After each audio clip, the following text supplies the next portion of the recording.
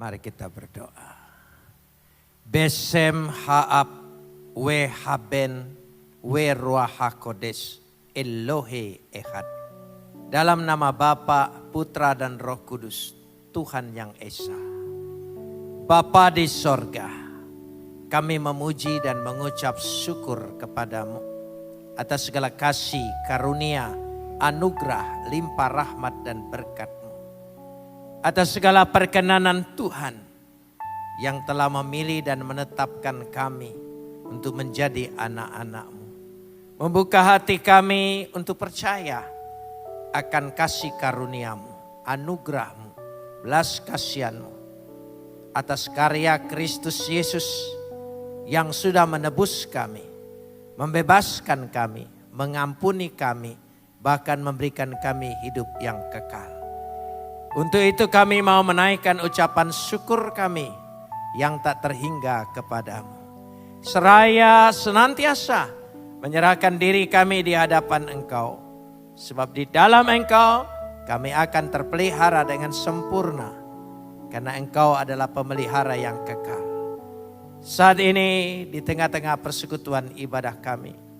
Di hadapan hadirat Tuhan yang telah turun memenuhi ruangan ibadah kami. Kami ingin meneduhkan hati kami, menundukkan pikiran kami kepada otoritas kedaulatan firman-Mu. Karena firman-Mu itulah yang mengandung segenap kebenaran dan janji-Mu yang akan Kau berikan bagi kami untuk menjadi milik-Mu. Karena Roh-Mu itu sendiri yang akan mengerjakannya di tengah-tengah pewartaan ini. Terima kasih Bapa, dalam nama Yesus kami berdoa. Amin. Silakan duduk.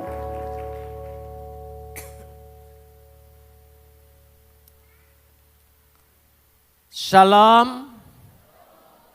Sore ini kita akan bersama-sama membaca firman Tuhan yang terambil dari kitab Yesaya pasal 62 ayat 6 sampai ayat 12. Yesaya pasal 62 ayat 6 sampai ayat 12. Kita akan membacanya saling sahut bersahutan. Saya akan awali ayat yang ke-6, lalu jemaat menjawab ayat yang ke-7.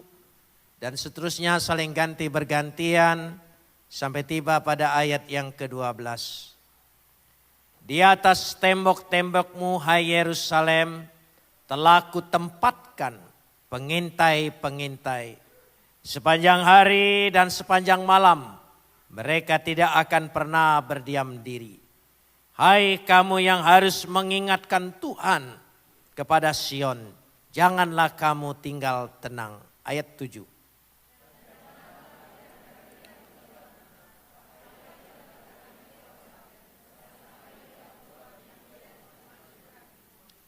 Tuhan telah bersumpah demi tangan kanannya, demi tangan kekuatannya. Sesungguhnya aku tidak akan memberikan gandummu lagi sebagai makanan kepada musuhmu. Dan sesungguhnya orang-orang asing tidak akan meminum air anggurmu yang telah kau hasilkan dengan bersusah-susah.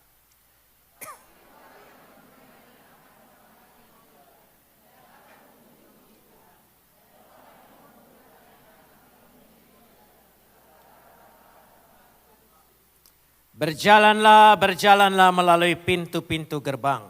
Persiapkanlah jalan bagi umat. Bukalah, bukalah jalan raya. Singkirkanlah batu-batu. Tegakkanlah panji-panji untuk bangsa-bangsa.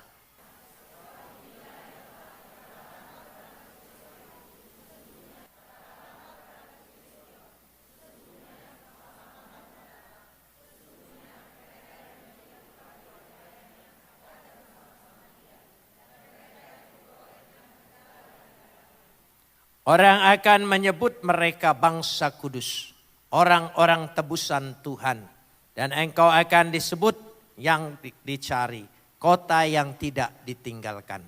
Kapot leha Adonai Elohenu kapot leha. Segala kemuliaan ya Adonai Tuhanku, kemuliaan bagimu. Saudara-saudara yang dikasihi Tuhan, Seringkali kita sulit menemukan maksud daripada tulisan-tulisan perjanjian lama. Karena kadang-kadang perjanjian lama ditulis dengan bahasa sastra. Sehingga bahasa sastra tidak bisa diterjemahkan secara harfiah. Salah satu contoh umpamanya peribahasa Indonesia. Kita sering mendengar, kalau ada sumur di ladang, bolehkah aku menumpang mandi? Kalau sampai di situ kira-kira kita berkesimpulan apa? Dia mau numpang mandi. Padahal kalau ada umur yang panjang, bolehkah kita berjumpa lagi? Sama halnya, berakit-rakit ke hulu, berenang-renang ke tepian. Apa maksudnya di situ? Ya, bersakit-sakit dahulu, bersenang-senang kemudian. Apa bisa disimpulkan? Kenapa kalau sakit berenang?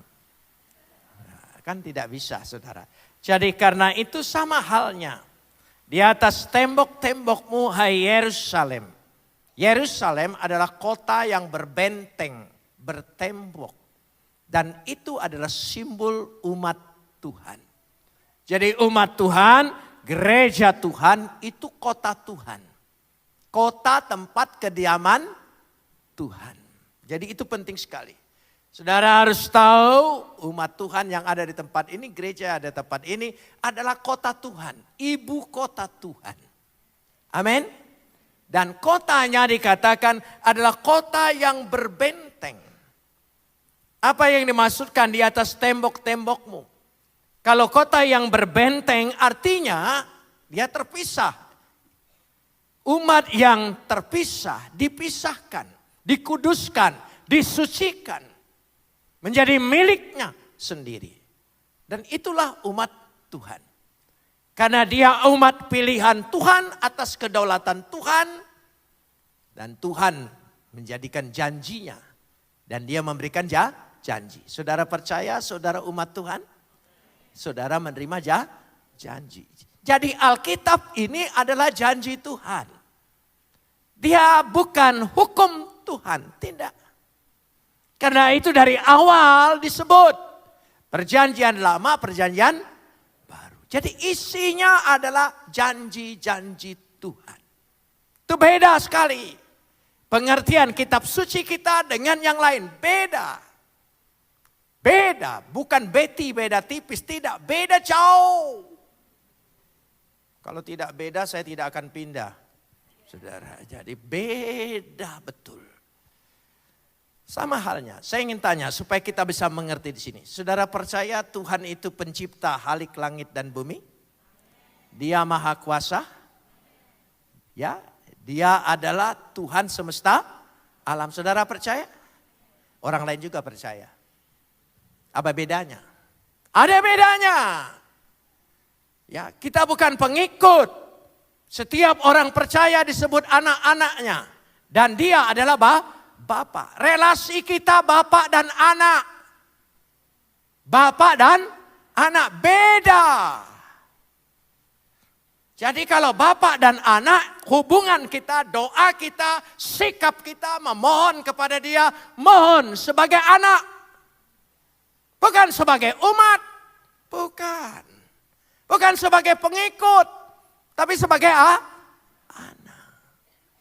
Anak berarti memiliki apa? Hak. Saya masih ingat anak saya masih kecil. Sekarang sudah jadi gembala sidang. Dia kalau minta apa-apa dengan saya bayangin begini. Pak, bagi duitnya dong. Bukan minta, bagi katanya saudara. Luar biasa, bagi. Berarti dia merasa ada haknya. Nah itu penting sekali. Kita harus tahu kita itu punya hak.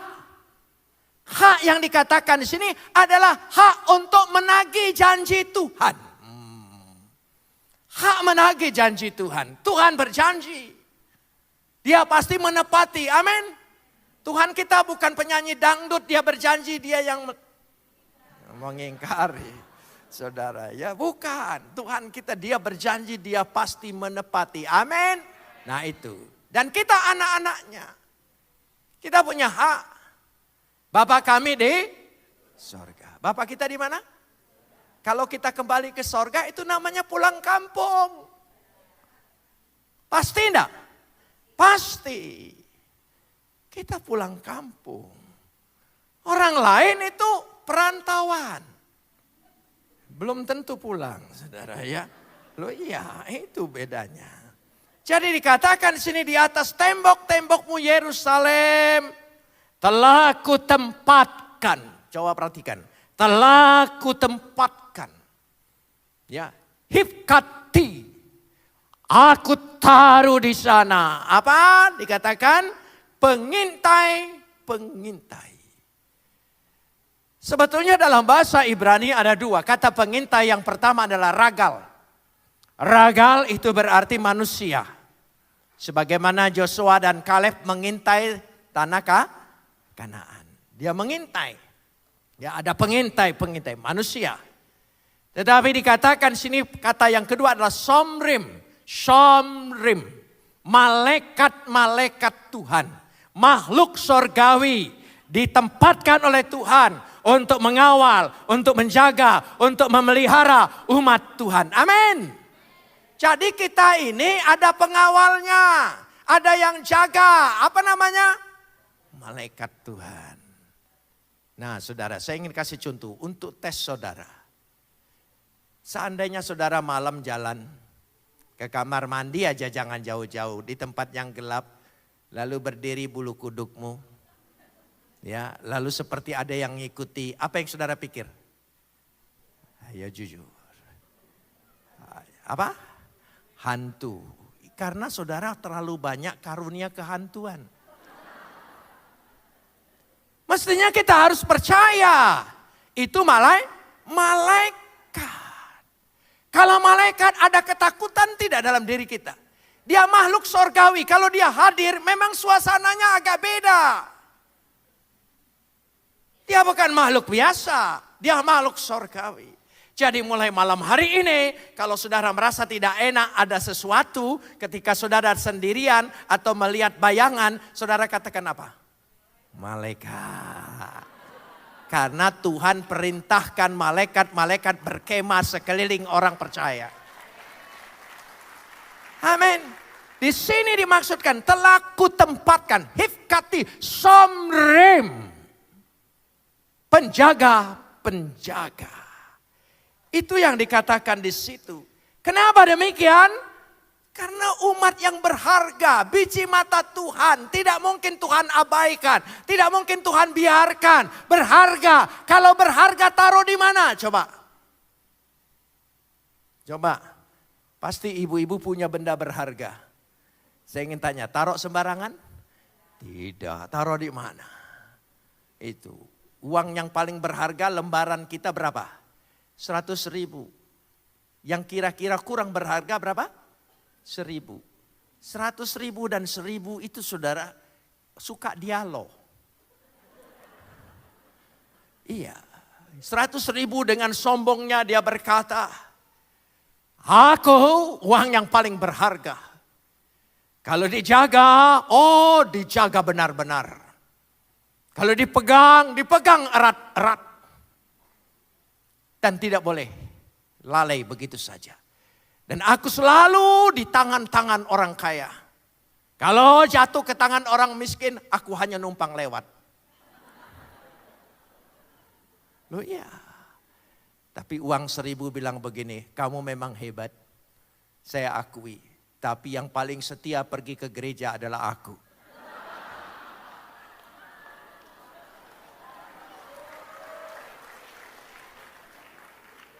Lalu uang 100.000 dengan rasa minder dia berkata begini. Sebenarnya aku mau tapi Tuanku yang tidak mau. Ini masalahnya.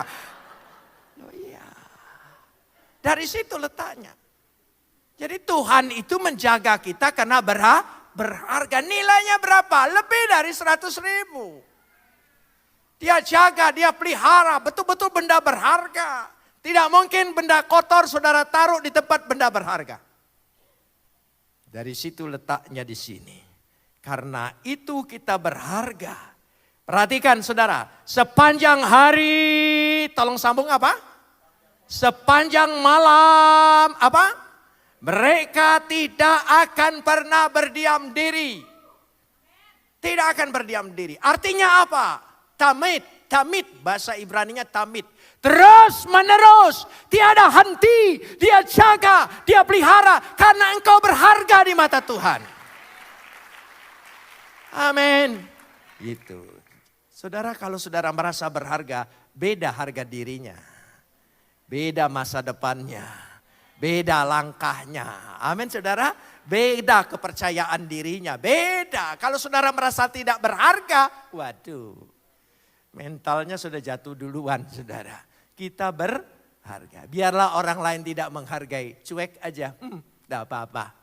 Gitu. Sebab penghargaan manusia sifatnya sementara. Saya ada yang mengganggu saya. Tapi tidak apa-apa. Sebagai katakanlah bapak bercerita dengan anak. Saya kalau orang menikah itu. Ya selesai pemberkatan. Saya tidak pernah bicara dengan dia. Selamat berbahagia, enggak pernah. Selalu saya berkata, selamat masuk peperangan yang sebenarnya. Karena realita hidup ada dalam pernikahan. Baru tahu, kalau belum menikah, memang kelihatannya luar biasa. Itu belum menikah, makanya saya bisa tahu orang jalan berdua di mall, sudah menikah atau belum. Loh. Bukan berarti saya punya penglihatan, enggak. Saya bisa tahu. Dari mana taunya? Kalau yang laki-laki ngomong terus perempuannya dengar, itu belum menikah. Kalau sudah menikah yang perempuan ngomong terus yang laki dengar, itu sudah menikah. Iya, dan saya bisa tahu. Saudara. Ya, memang. Tapi saya ingin cerita sedikit, boleh kan? Ya, zaman saya pacaran itu agak sulit. Agak sulit. Zaman saya masih sisa-sisa Siti Nurbaya. Saudara, jadi kalau pacaran itu hanya ketemu di sekolah, tukar buku. Di dalam buku ada surat. Nah, gitu. Waduh, waktu mengasih buku dan tersentuh tangannya, bergetar luar biasa. Nah, iya, itu belum menikah. Ciuman yang berkesan itu yang pertama. Selanjutnya formalitas, nggak ada getaran lagi itu saudara. Tapi yang dimaksudkan tadi supaya cinta itu terjaga, dia terjaga hanya karena satu, kasih Tuhan dan tanggung jawab. Buat apa cinta tanpa tanggung jawab? Makan tuh cinta, saudara. Iya. Jadi kalau saya pacaran ketemu, ya cukup kalau kangen lewat depan rumahnya. Gitu. Naik sepeda lewat depan rumahnya, cukup sudah senang. Pintunya terbuka, senang sekali. Padahal yang keluar kucingnya. Besok ada bahan omongan. Kemarin aku lewat rumahmu, kucingmu keluar. Itu sudah seru. Nah saya agak berani. Saya datangin rumahnya. Agak nekat sedikit saudara ya. Jadi saya datangin rumahnya. Dan saudara diterima.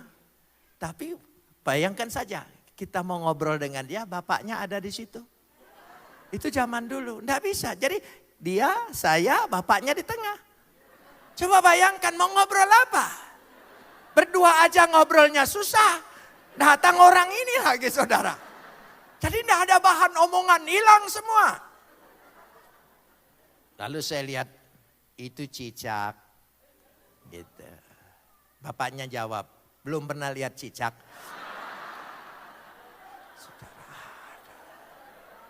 Jadi sayanya, ngomong apa dimulai.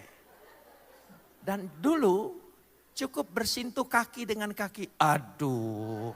Mimpinya luar biasa saudara. Kaki sama kaki saja. Karena dulu taplak meja itu lebar-lebar zaman dulu. Jadi kalau kaki kita masuk tersembunyi. Jadi saya senang senggol. Tapi yang teriak bapaknya, ini kaki siapa?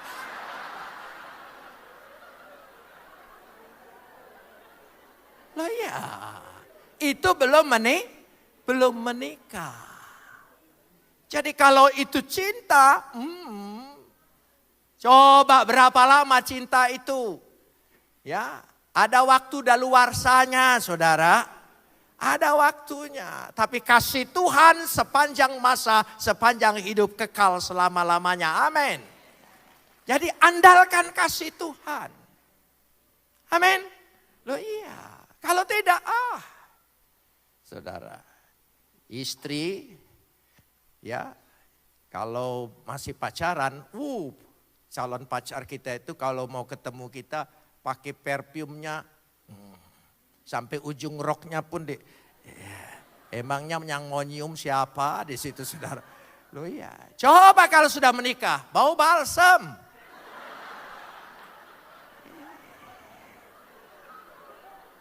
Bukan hanya balsam, tidur di sebelah kita pakai masker lagi. Sampai kita bilang ini kuntilanak mana? Itu belum menikah. Kalau belum menikah, aduh mau sok-sok baratan, buka dulu pintunya. Suruh dia masuk. Oh itu belum menikah. Kalau sudah menikah diklaksonin. Gitu. Terpaksa istri loncat, tutup pintunya. Sementara separuh roknya berkibar-kibar di luar. Ya itu sudah menikah. Jadi karena itu saya pikir perlu juga. Bagaimana orang yang belum menikah sudah menikah. Namanya saja jadi suami harus dipersiapkan. Suami, tolong ucapkan. Lebih keras lagi. Terutama laki-laki. Suami, S-U-A-M-I. S-nya sabar. Jadi suami harus sabar. Kalau suami tidak sabar sudah hilang S-nya. Suami sabar. U-nya apa? Usaha. Suami itu harus apa? Usaha. Kalau tidak usaha, bahaya saudara. Mau dikasih makan apa? Suami harus usaha. Jadi tanya dulu kalau belum menikah, usahamu apa? Begitu saudara ya. Itu penting. Jangan bagaimana nanti. Nanti itu bagaimana? Itu yang penting. Daripada salah pilih, lebih baik engkau bersyukur jomblo selama-lamanya. Lebih baik. Amin. Lebih baik. Daripada engkau menderita, punya suami tidak bertanggung jawab. Ya, S-U-A. A-nya akur. Jadi suami itu harus akur. Jangan punya hobi sendiri. Hobinya harus diakurin. Sebab kalau hobinya sendiri-sendiri, yang satu nanti bisa diambil pelakor. Harus akur. Sekarang hati-hati, ada dosa baru.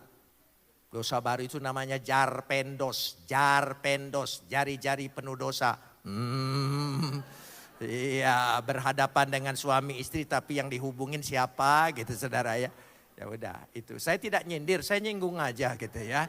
Supaya kita tahu, jadi akur. Terus apa? Suwa. Apalagi yang belum? M. M itu manis.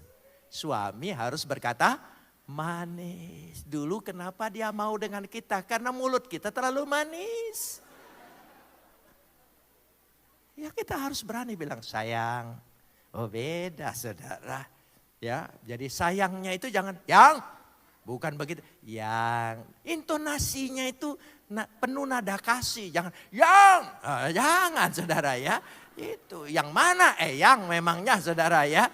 Jadi sayang, jadi manis. Jadi jadilah suami selalu mulutnya manis. Itu menyejukkan hati. Membuat hati istri tentera. I-nya apa? Iman. Jadi suami harus mengandalkan iman. Nah itu bagian bapak-bapak. Ibu-ibu jangan senang dulu ada bagiannya. Loh iya. Nah sekarang istri. I-S-T-R-I. Istri. I-nya iman. Kenapa duluan iman? Oh, karena dia tiang iman dalam rumah tangga. Yang mendidik anak, yang membuat rumah tangga itu menjadi altar bagi Tuhan. Itu istri. Jadi perlu iman. Jadi lalu S-nya apa? Sabar. Suami sabar, istri sabar. Oh, orang sabar sama orang sabar. Apa tidak pernah bertengkar? Ada pertengkaran. Tapi beda, pertengkaran orang sabar itu lain. Apa? Saya kasih contoh, pertengkaran suami sabar, istri sabar, perlu ada jadwal. Iya. Senin bagian suami marah-marah, tegang, kerjaan mulai banyak saudara. Jadi Senin suami, istri jangan jawab, memang jadwalnya dia. Nah, jangan satu waktu saudara ya, harus mengikuti jadwal. Selasa istri, suami diam aja, memang lihat jadwal, oh dia memang jadwalnya dia tenang aja. Rabu suami, Kamis istri, Jumat suami, Sabtu istri. Sisa apa? Biarkan pendeta marah-marah dengan saudara. Jadi istri sabar, suami sabar. T-nya taat. Taat dengan suami. Dia kepala rumah tangga, jangan dibalik saudara. Ya, ini penting sekali. Perlu ada ketaatan, bahasanya aku akan jadikan engkau seorang perempuan penolong yang sepadan. Penolong yang sepadan. Bahasa Ibraninya bagus, Ezer. Coba ucapkan. Penolong yang sepadan. Penolong yang sepadan, bukan perongrong. Saudara, penolong yang sepadan bahasa Ibraninya apa? Ezer, bukan herder saudara. Itu beda. Ya, itu taat. R-nya apa? Rajin. Dia harus rajin karena dia harus mengurus anaknya, rumah tangganya, semuanya. Jadi jangan sampai istri bangun belakangan dari suami. Maaf, saya harus ngomong seperti ini, tersinggung terserah. Paling juga saya enggak diundang lagi, enggak apa-apa saudara ya. Jadi harus jadi istri harus rajin. Sisa I-nya apa? I-nya apa? Insaf, sadar engkau bukan lagi milik orang tuamu tapi milik suamimu. Makanya kalau ngambek-ngambek jangan sedikit-sedikit pulang ke rumah orang tua, Enggak boleh lagi. Saudara ya, dia harus insaf bahwa dia sudah punya orang lain. Itu penting sekali. Jangan sekali-kali lari ke rumah orang tua, apalagi sedang bertengkar. Jangan. Biarlah orang tua ketika kita sedang damai datang ke rumah dia. Jadi dia taunya kita baik-baik aja. Itu bagus. Sudah. Ya, saya sudah kelewat ini saudara ya. Jadi saya kembali lagi. Jadi dikatakan kamu harus mengingatkan Tuhan kepada Sion. Perhatikan. Kamu harus mengingatkan Tuhan. Agak kurang ajar. Saya waktu baca ayat ini menggumulinya cukup lama. Sampai saya selidiki. Hamazikrim. Kamu harus mengingatkan Tuhan. Apa Tuhan pelupa? Harus diingat-ingatkan. Mustahil Tuhan lupa. Dia tidak akan lupa. Tapi diingatkan artinya apa? Tuhan senang kalau anak-anaknya mengingatkan Tuhan akan janji-janjinya. Senang sekali dianya. Itu tandanya engkau sangat percaya dan sangat berharap akan janji-janjinya menjadi milikmu. Amin. Itu penting sekali. Hamazikrim. Tuhan senang kita ingatkan. Makanya ingatkan Tuhan. Bahkan ditambah ayat 7. Janganlah kamu tinggal tenang dan jangan biarkan. Tolong sambung. Ayat 7. Dan jangan biarkan apa? Dia huruf besar, huruf kecil. Dia siapa di situ? Kita buat Tuhan tidak tinggal tenang. Bayangin aja saudara. Wah luar biasa. Tuhan senang sekali dibuat tidak tenang. Supaya ingat terus dengan janjinya. Ya, kita buat dia. Dan Tuhan kasih contoh. Seorang janda datang ke hakim. Terus datangin terus sampai dikabulkan oleh hakim itu. Tuhan senang model seperti itu. Ya, minta bertalu-talu, terus menerus. Seperti pada Musa sampai Tuhan sendiri berkata, biarkan aku berlalu. Seperti kepada Yakub, aku tidak akan membiarkan engkau pergi sebelum engkau memberkati aku. Amin. Ya, seperti itu. Itu ketekunan di dalam doa. Minta dengan Tuhan terus, jangan henti. Seperti seorang sahabat yang di tengah malam minjam roti dengan sahabatnya, ya, tapi karena dia tidak tahu malu terus menerus, kita harus punya sikap minta dengan Tuhan tidak tahu malu. Terus Tuhan senang demikian, minta terus kepada dia, amin. Sesuai dengan janjinya, maka saudara baca Alkitab, itu janji-janji Tuhan banyak sekali. Aku akan membuat engkau berhasil, apa saja yang kau kerjakan dibuat berhasil. Aku akan membuat engkau naik bukan turun. Aku akan membuat engkau bertambah bukan berkurang. Aku akan membuat engkau menjadi kepala bukan ekor. Semuanya aku akan peliharakan engkau dengan berlipat kali ganda. Tuhan berkati kita apa? Tolong sambung, berlipat kali ganda. Coba ucapkan bersama. Sekali lagi. Coba dalam matematika. Sudah berlipat, pakai kali, pakai ganda. Artinya, wah luar biasa. Bahasa Ibraninya hanya satu. Bahasa Ibraninya, meot. Meot. Coba ucapkan. Berlipat kali ganda. Bahasa Ibraninya apa? Meot. Saya selalu plesetkan. Lihat truk kalau muatannya banyak. Meot dia saudara. Luar biasa. Itu janji Tuhan. Jadi Tuhan senang sekali kalau kita ingatkan. Perhatikan saudara. Perhatikan kita lihat di sini. Bahwa Tuhan mengatakan. Lihat ayat yang ke-7. Jangan biarkan dia tinggal tenang sampai ia, tolong sambung, menegakkan loat Yehonen, sampai ia mewujudkan. Minta sampai dia mewujudkan. Saudara mau minta? Sampai dia mewujudkan. Kita berhak minta karena kita anak, kita punya hak. Amin. Seringkali kita suka minta sesuatu diakhirin dengan kehendakmu saja yang jadi. Kayaknya rohani ya. Tapi jujur pengertiannya suka salah. Kehendak punya yang jadi. Artinya kalau tidak dikasih tidak apa. Maksudnya kehendak yang jadi itu sesuai dengan firman Tuhan. Kalau engkau minta sesuai dengan firman Tuhan itu sesuai dengan kehendak Tuhan. Pasti jadi.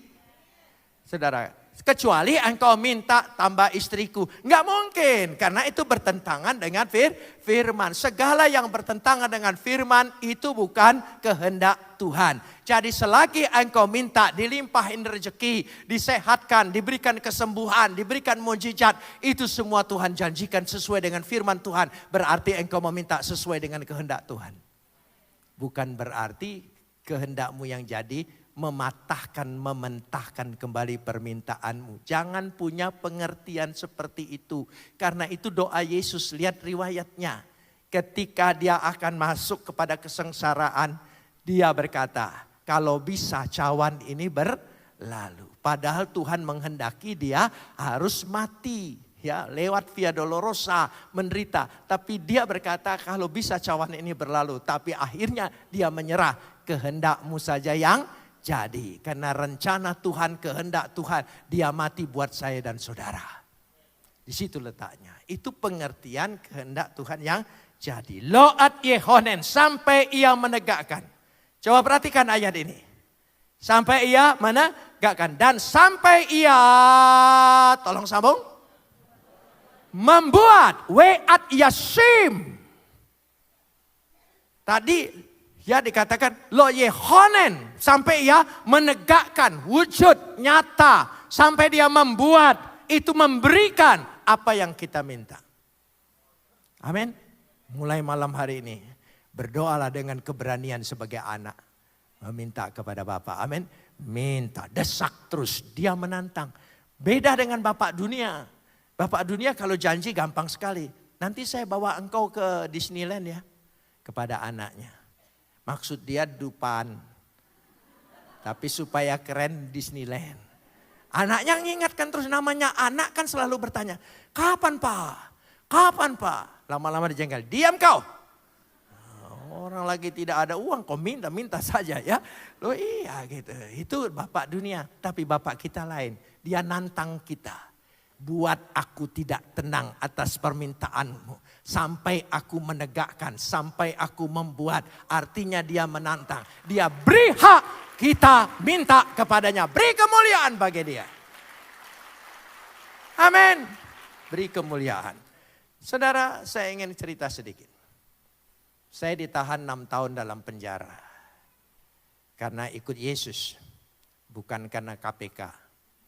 Saudara ya. Sebab zaman dulu itu ditangkap dulu. Ya, itu tangkap dulu 1 tahun. 2 tahun baru diperiksa. Bayangin aja. 1 tahun itu hanya ditanya nama, alamat, tanggal lahir. Hanya itu saja. Zaman itu mimpi buruk. Jangan sampai terulang kembali saudara ya. Nah sudah, lalu ya saya ditahan. Tahan saya itu pindah. Saya tidak boleh dibesuk. Ya. Tahun kedua baru boleh dibesuk tapi hanya kiriman. Jadi istri saya hanya kirim. Ya, dia baru tahu, oh boleh kirimannya. Kalau diterima berarti orang ini masih hidup. Dulu tahun pertama mereka sedih. Saya ini masih ada atau sudah tidak ada. Sudah. Istri saya selalu kirim. Saya masih ingat kiriman istri saya. Roti yang segi 4 itu. 1 buat sebulan itu. Makanya saya kalau lihat roti itu sekarang trauma. Gitu. Gitu. Yang segi 4.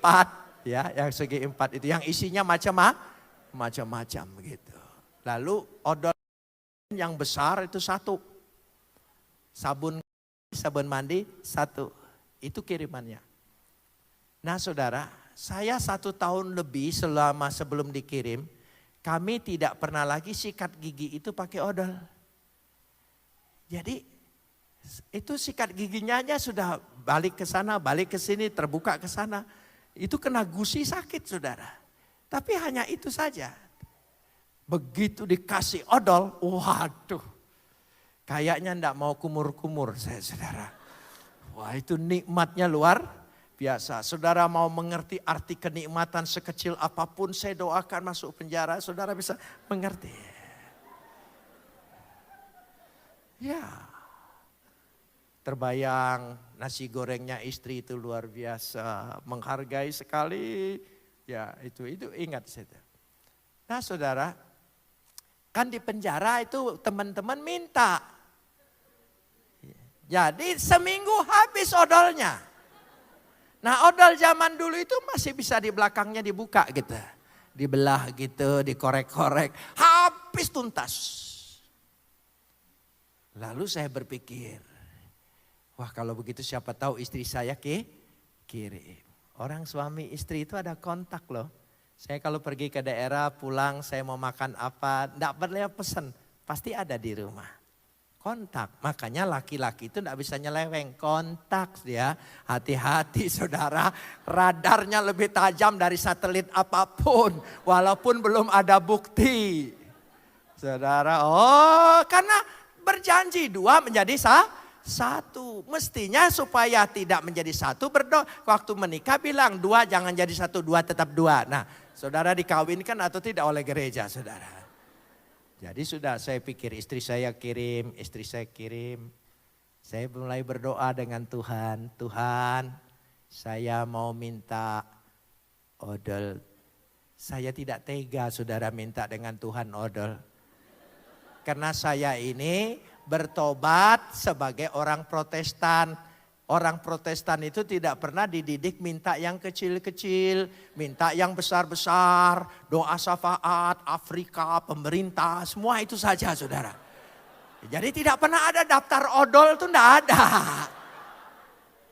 Gitu. Sementara saya perlu odol. Jadi saya pikir siapa tahu istri saya teringat, kirim.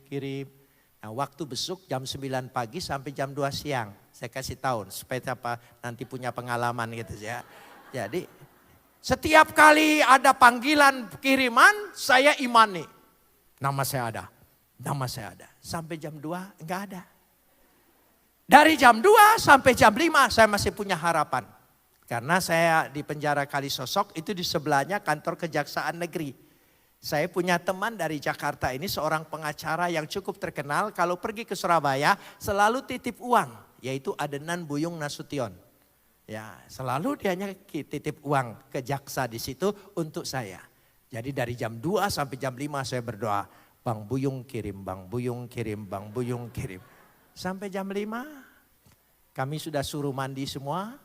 Masuk kamar, apel, dikunci. Ya, dikunci lalu saya penjaga mulai apel. Nah, sekamar itu 3 orang. Jadi saya kepala kamar.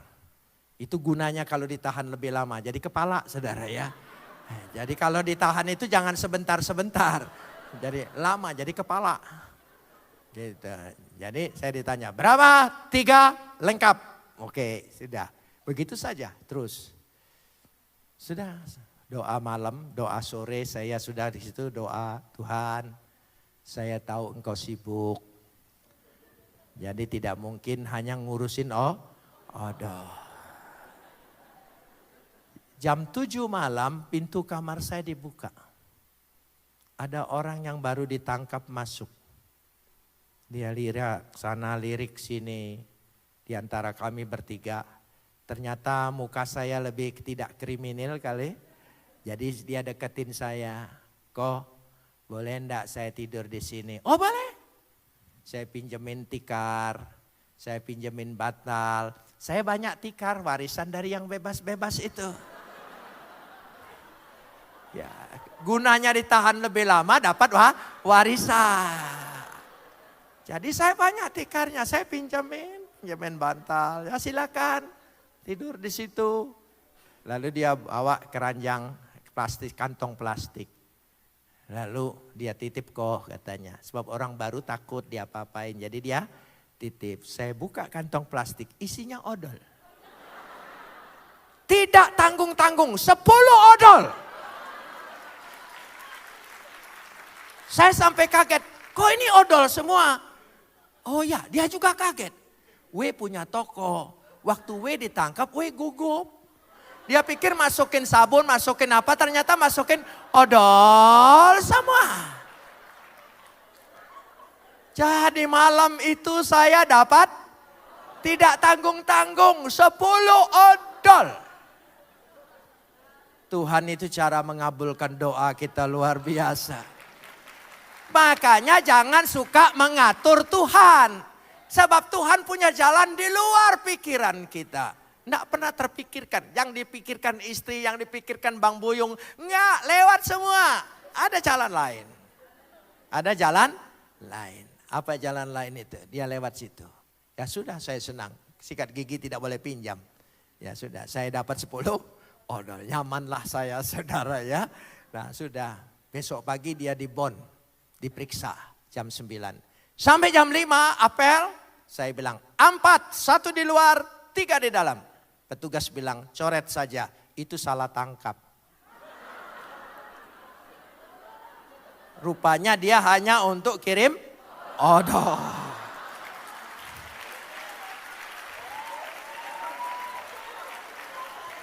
Dari situ, dari pengalaman itu saya sangat mengerti kalau kita minta dengan tekun dengan Tuhan, tidak mungkin Tuhan abaikan. Sekecil apapun permintaan kita, dia penuhi. Dan kalau dia penuhi, lebih dari apa yang kita minta. Beri kemuliaan bagi dia. Amin. Jadi kita ingatkan Tuhan. Tuhan berjanji. Engkau akan membuat daerahku makin luas. Amin. Makin lebar. Amin. Usahaku makin naik. Bukan makin turun. Saudara percaya? Makin bertambah. Dari punya 1 toko jadi 10 toko. Amin. Loh, jangan tertawa saudara. Amin saudara. Iman nih. Tuhan pasti berkati.